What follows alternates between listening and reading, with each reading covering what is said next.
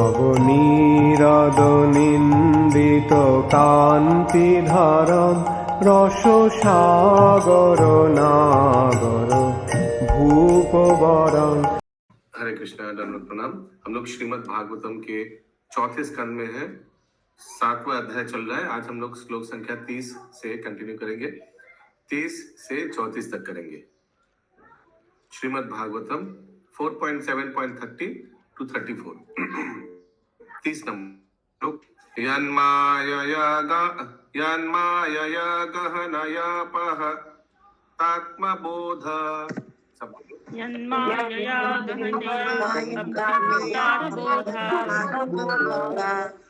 ब्रह्मादयस्तनुभृतस्तमसि स्वपन्ता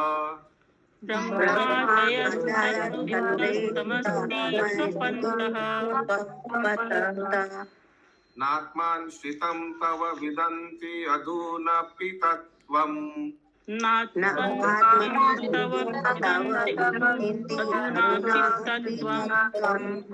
सोऽयं प्रसीदतु भवान् प्रणातत्म बन्धु।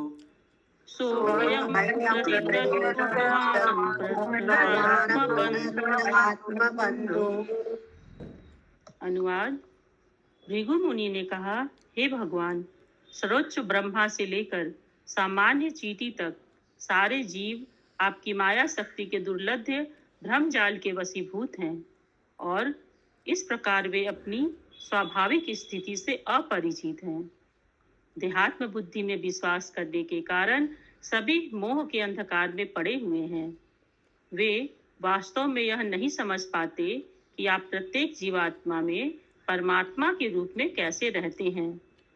न तो वे आपके परम पद को ही समझ सकते हैं, किंतु आप समस्त शरणागत जीवों के सनातन सखा एवं रक्षक हैं। अतः आप हम पर दयालु हों और हमारे सभी अपराधों को क्षमा कर दें।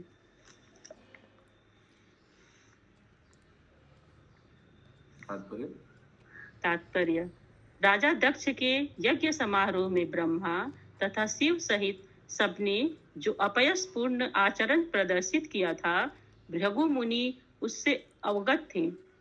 इस संसार में जीवात्माओं में प्रमुख ब्रह्मा का नाम लेकर वे बताना चाह रहे थे कि भगवान श्री विष्णु को छोड़कर ब्रह्मा तथा शिव सहित सभी देहात्म बुद्धि तथा माया के भ्रमजाल के वश में थे। यही भृगु की दृष्टि है। जब तक मनुष्य अपने शरीर को आत्म रूप मानता है, तब तक वह परमात्मा या पूर्ण पुरुषोत्तम भगवान को नहीं समझ पाता। भृगु ने अपने को भी अपराधकर्ताओं की सूची में सम्मिलित किया, क्योंकि वे जानते थे कि वे ब्रह्मा से बड़े नहीं हैं। अज्ञानी पुरुषों या बद्ध जीवों को माया के वशीभूत होकर अपनी दयनीय स्थिति को स्वीकार करने के अतिरिक्त कोई दूसरा रास्ता नहीं बचता।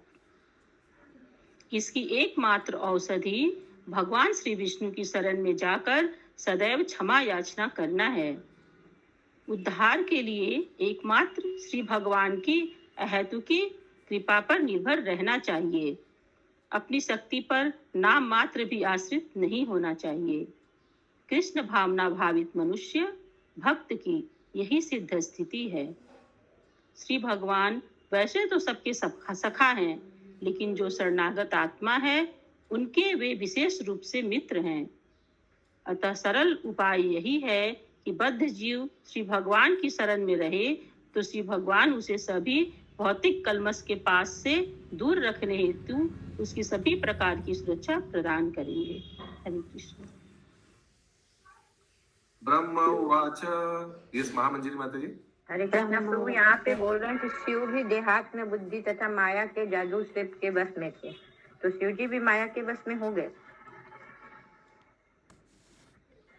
भृगु मुनि स्तुति में तो ऐसे ही बोला है, और हम लोग देख भी सकते हैं कि शिव जी भी एक बार मोहित हो गए थे भगवान की मोहिनी अवतार पे, है ना। तो उस हिसाब से अगला श्लोक 31 नंबर। ब्रह्मोवाच।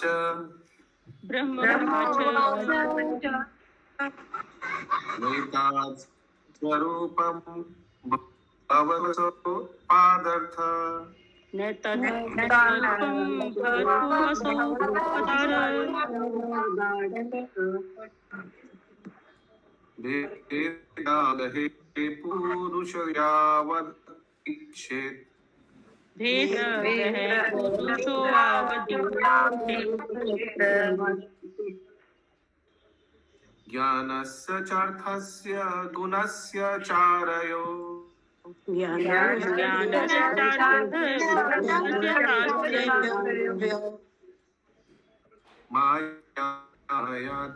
मायाव्यतिरिक्तो मतः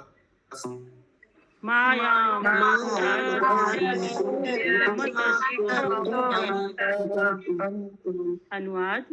ब्रह्मा ने कहा, हे भगवान, यदि कोई पुरुष आपको ज्ञान अर्जित करने की विभिन्न विधियों द्वारा जानने का प्रयास करे तो वह आपके व्यक्तित्व एवं शाश्वत रूप को नहीं समझ सकता।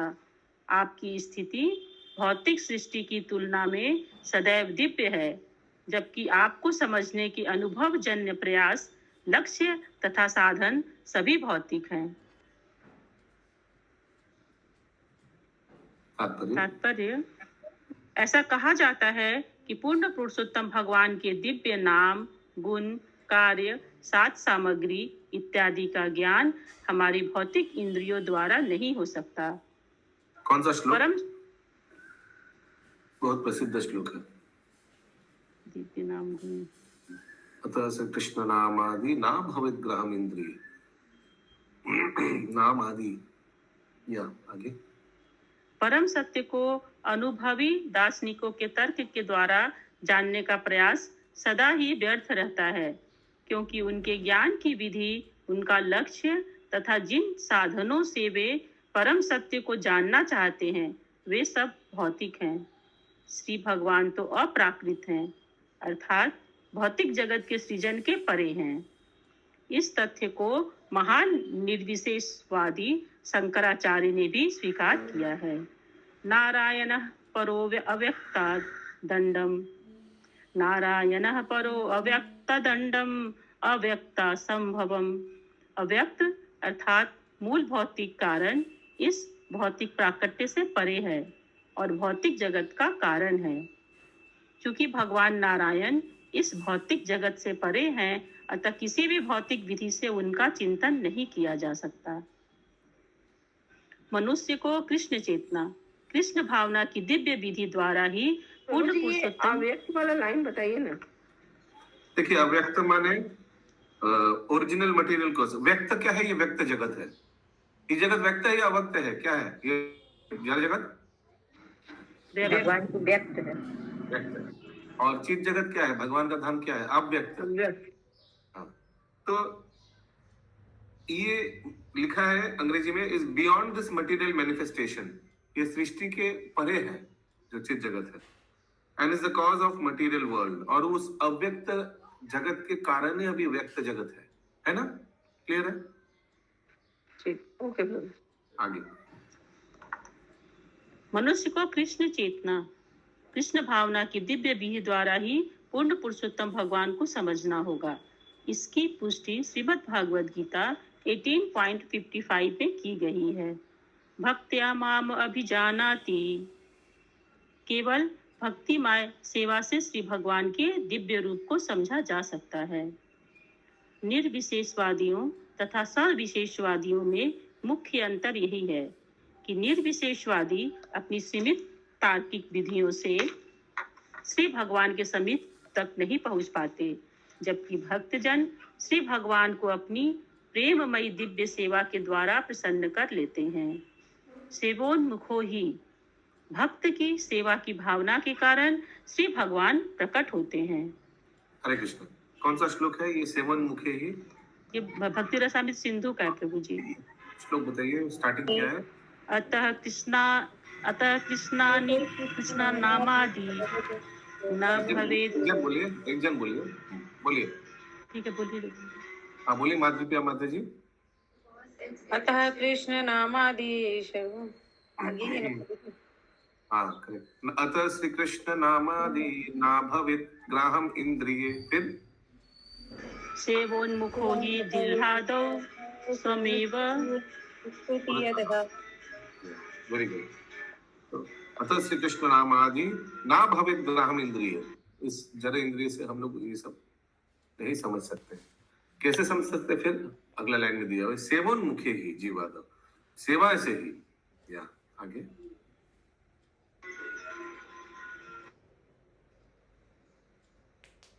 प्रभु जी बाहर कहीं से आवाज आ रहा है, आ रहा है आप लोग को? बहुत आ रहा है। ऐसी माता जी, यस माधुरी प्रिया माता जी, आप पढ़ना चाहेंगे? प्रभु जी। कंटिन्यू करिए।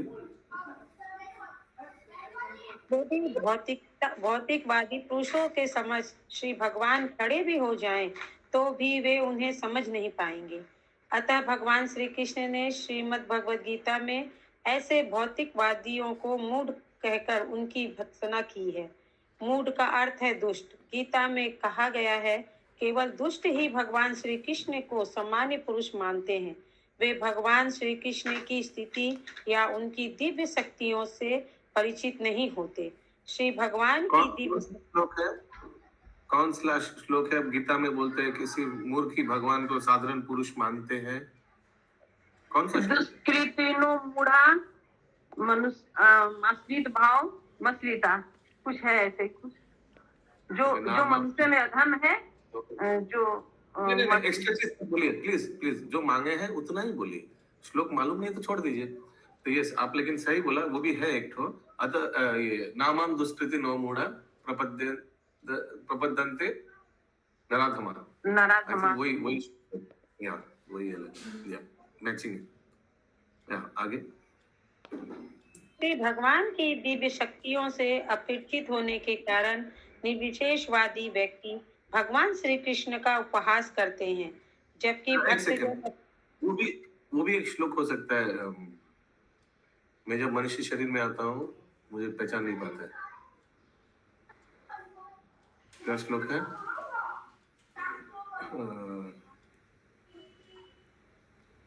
मानुषिम तानुमाश्रितम, कौन सा है? परम भाव अजानंता मम भूतम, नहीं, मानुषिम तानुमाश्रितम का श्लोक क्या है? 7.15 श्लोक बताइए ना, नंबर कौन पूछे? न माम दुष्कृतिनो मूढ़ा प्रपद्यन्ते नराधमा माया परिज्ञाना असुरं भावमाश्रिता। मानुषिम तनुमाश्रितम, क्या पूछ रहा हूँ? ये नहीं याद आ रहा है।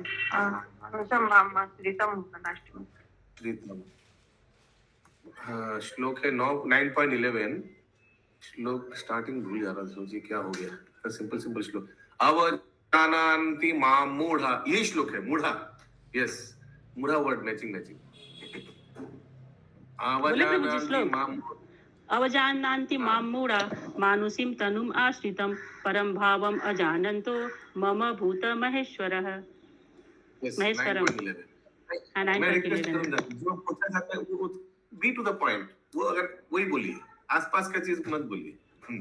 क्या आगे?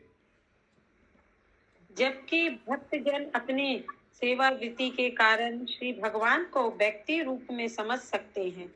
श्रीमद् भगवद गीता के 10वें अध्याय में अर्जुन ने इसकी पुष्टि की है कि श्री भगवान के व्यक्तित्व को समझ पाना कठिन है। हरे कृष्ण।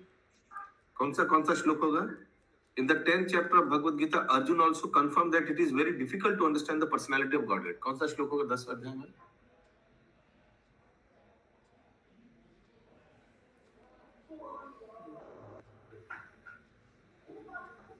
आपको जानना बहुत डिफिकल्ट है,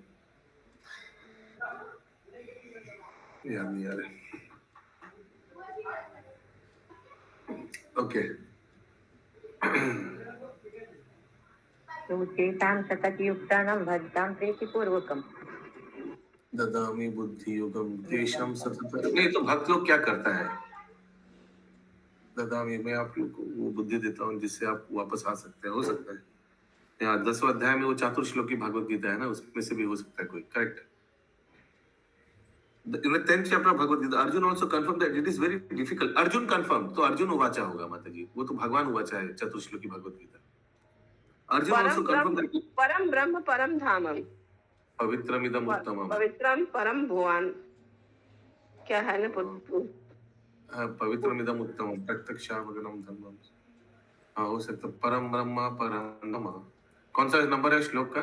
10वां अध्याय का है क्या?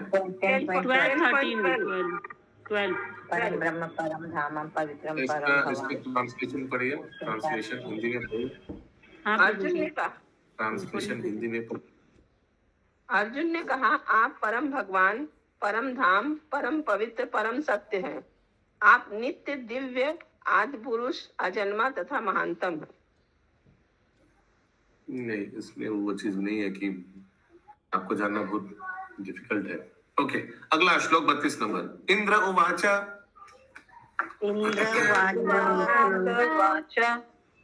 अभी इंद्र जी भी स्तुति कर रहे हैं अष्टभुज विष्णु का। इदमप्यच्युत विश्व भवानम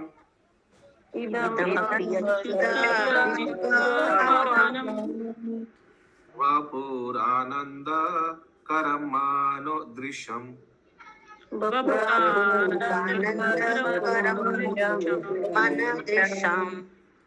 सूरज विद्वित क्षपनेर उदायुधेर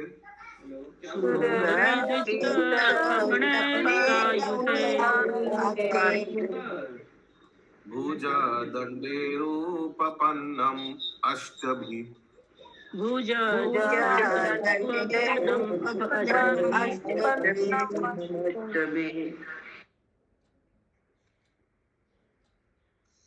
राजा इंद्र ने कहा, हे भगवान, प्रत्येक हाथ में आयुध धारण किए आपका ये अष्टभुज दिव्य रूप संपूर्ण ब्रह्मांड के कल्याण हेतु प्रकट होता है और मन तथा नेत्रों को अत्यंत आनंदित करने वाला है। आप इस रूप में अपने भक्तों से ईर्ष्या करने वाले असुरों को दंड देने हेतु सदैव तत्पर रहते हैं।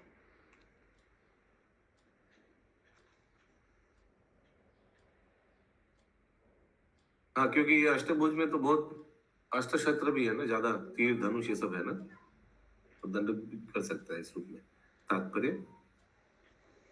तात्पर्य प्रामाणिक शास्त्रों से सामान्यत ज्ञात होता है कि भगवान श्री विष्णु चतुर्भुज रूप में प्रकट होते हैं, किंतु इस विशिष्ट यज्ञ स्थल पर भगवान श्री विष्णु अष्टभुज रूप में आए। राजा इंद्र ने कहा, यद्यपि हम आपके चतुर्भुज रूप देखने के अभ्यस्त हैं, किंतु आपका यह अष्टभुज रूप भी उतना ही यथार्थ है। जैसा कि ब्रह्मा कह चुके हैं, श्री भगवान के दिव्य रूप का दर्शन करना इंद्रियों की शक्ति के परे है। ब्रह्मा के इस कथन के उत्तर में राजा इंद्र ने कहा कि यद्यपि श्री भगवान का दिव्य रूप भौतिक इंद्रियों से अनुभव नहीं किया जा सकता, उनके कार्यकलाप और दिव्य रूप को समझा जा सकता है। श्री भगवान के असामान्य लक्षण, असामान्य कार्यकलाप तथा असामान्य सौंदर्य सामान्य पुरुष द्वारा भी देखे जा सकते हैं। उदाहरणार्थ, जब वृंदावन में भगवान श्री कृष्ण 6-7 वर्ष के बालक रूप में प्रकट हुए तो वहां के निवासी उन्हें देखने आए। वहां पर मूसलाधार वर्षा हुई तो श्री भगवान ने गोवर्धन पर्वत उठाकर वृंदावन वासियों की रक्षा की और पर्वत को 7 दिनों तक बाएं हाथ की कनिष्ठिका उंगली पर उठाए रखा। यह असामान्य गुण उन भौतिकवादी लोगों को भी विश्वास दिलाने वाला है जो अपनी भौतिक इंद्रियों की सीमा तक ही कल्पना कर सकते हैं। श्री भगवान की लीलाएं व्यवहारिक दृष्टि से भी मन को भाने वाली है, किंतु निर्विशेषवादी इस रूप पर विश्वास नहीं करेंगे, क्योंकि वे श्री भगवान के व्यक्तित्व की तुलना अपने व्यक्तित्व से करते हैं। चूंकि इस भौतिक जगत के लोग पर्वत नहीं उठा सकते, अतः उन्हें विश्वास ही नहीं हो पाता कि श्री भगवान ऐसा कर सकते हैं। वे श्रीमद् भागवतम के कथन को रूपक मानते हैं और वे उनकी विवेचना अपने स्वयं के मनमाने ढंग से करते हैं, किंतु तथ्य यह है कि श्री भगवान ने वृंदावन के सभी निवासियों के समझ पर्वत उठा लिया था, जैसा कि श्री व्यास देव तथा श्री नारद मुनि जैसे महान आचार्यों तथा लेखकों ने पुष्टि की है। श्री भगवान के कार्य, लीलाएं तथा असामान्य गुण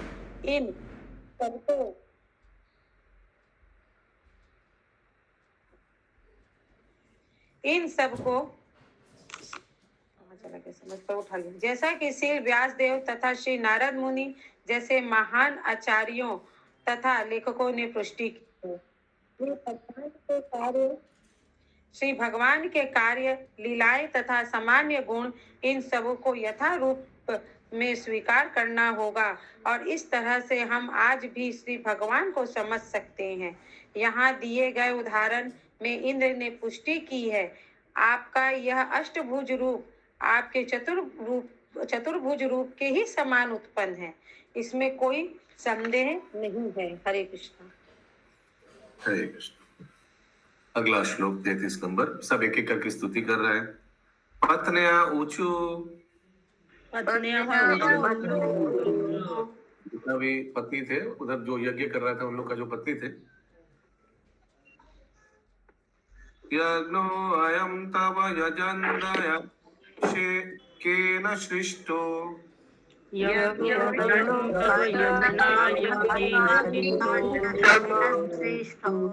विद्वस्त पशुपतिन्नय दक्षकोपात्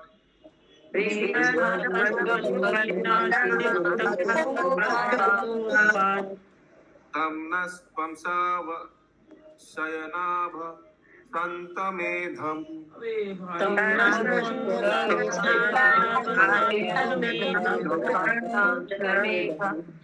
यज्ञनलिन रुच दृश पुनिहि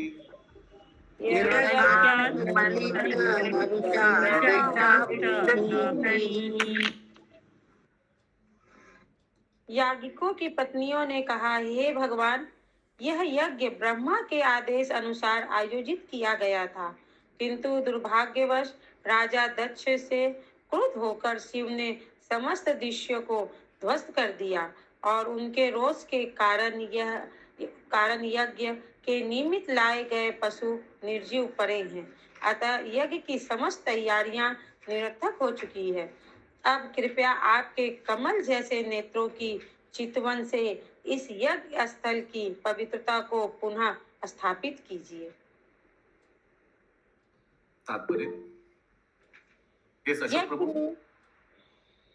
हरे कृष्ण बहू, ये पशु वहां पर किस लिए आए थे? वो पशु का आहुति देना पड़ता है ना। अच्छा अच्छा, उसमें से तो एक का सर काट के दक्ष को दे दिया, बलि दिया गया था। वहाँ पशु को हवन में इसलिए प्रभु जी किया जाता था कि उसके नया मिले, उसका मनुष्य शरीर मिले उसको। तात्पर्य यज्ञ में पशुओं को नया जीवन प्रदान करने हेतु उनकी बलि दी जाती थी। वहां पर पशुओं के लाए जाने का यही प्रयोजन था।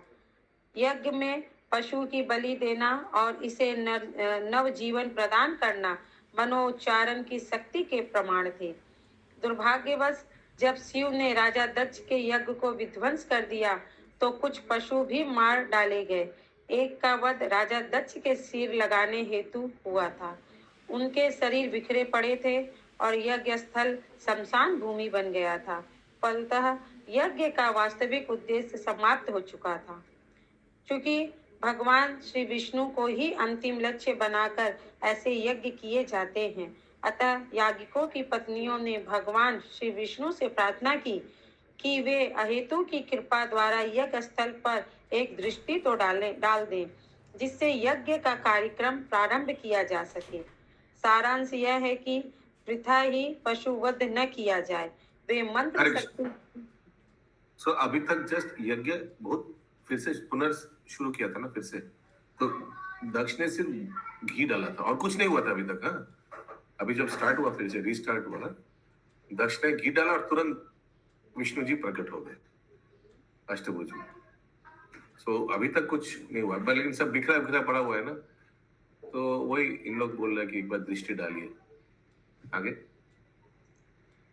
वे मंत्र शक्ति के परीक्षण हेतु प्रयुक्त होते थे और उन्हें मंत्र के बल पर पुनः तरुण हो जाना था। उनका वध नहीं होना चाहिए था, जैसा कि शिव द्वारा राजा दक्ष के सिर के स्थान पर पशु का सिर लगाने हेतु वध किया गया था। पशु की बलि होते और उनको पुनः तरुण होते देखना एक मनोहारी दृश्य होना था, किंतु अब वैसा वातावरण नहीं रह गया था। अतः याज्ञिकों की पत्नियों ने भगवान श्री विष्णु से प्रार्थना की कि वे अपनी कृपा दृष्टि से पशुओं को पुनः जीवित करें और यज्ञ को मनोमोहक बनाएं। हरे कृष्ण। आज का अंतिम श्लोक 34 नंबर। वहां जो ऋषि था उन लोग भी स्तुति किया। ऋषया ऊंचू, सब बोलिए। अनन्वितं ते भगवान् विचेष्टितम् अनन्तं ते भगवान् यदात्मना चारसि कर्म नाज्यसे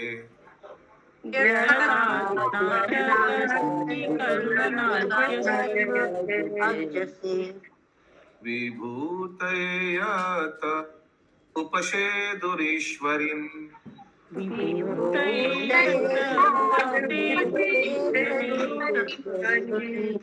सामान्यते स्वयं स्वयं अनुवर्ततिं भवान्।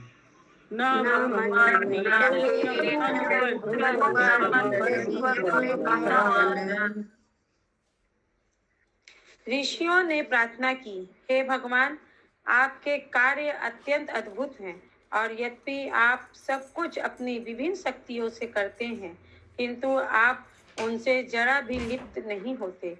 यहाँ तक कि आप संपत्ति की देवी लक्ष्मी जी से भी लिप्त नहीं हैं, जिनकी पूजा ब्रह्मा जैसे बड़े बड़े देवताओं द्वारा उनकी कृपा प्राप्त करने के उद्देश्य से की जाती है।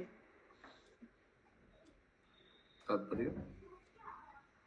श्रीमद् भगवत गीता में कहा गया है कि श्री भगवान को अपनी अद्भुत कर्मों के फल की कोई कामना नहीं रहती और न ही उन्हें कर्म करने की आवश्यकता ही है, किंतु सामान्य जन। कौन सा श्लोक? नामं भक्ते लिप्पन्ति, ये कौन सा श्लोक है? कुछ है ना? मैं खुद नहीं फंसता हूँ। नामं लिप्यन्ति 4.14 कर्माणि लिप्यन्ति। श्लोक क्या बोलिए? 4.14 का श्लोक बोलिए। न माम कर्माणि लिम्पन्ति न मे कर्म फले स्पृहा इति माम यो अभिजानान्ति अभिजानान्ति। लभते। अनुवाद करिए। अनुवाद फिर बुक लाना पड़ेगा। ओके। एक्टिविटीज जो पढ़िए, किसी के पास है तो पढ़िए। मुझ पर कर्म का प्रभाव नहीं पड़ता, न ही मैं कर्म फल की कामना करता हूँ। जो मेरे संबंध में इस सत्य को जानता है वह भी कर्मों के फल के पास में नहीं बदता। अभी फिर से वो लाइन पढ़िए भागवतम बुक से, माधुरी प्रिया माता जी। श्रीमद् भगवत गीता में कहा गया है कि श्री भगवान को अपने अद्भुत कर्मों के फल की कोई कामना नहीं रहती और न ही उन्हें कर्म करने की। देखिए इसमें लिखा है नामे कर्म फले स्प्रिया, एकदम ऐसी। आगे। किंतु सामान्य जनों के समक्ष उदाहरण प्रस्तुत करने हेतु वे कभी कभी कर्म करते हैं जो अत्यंत आश्चर्यजनक होते हैं। वे किसी भी वस्तु में आसक्त नहीं है, न माम कर्माणि लिम्पन्ति।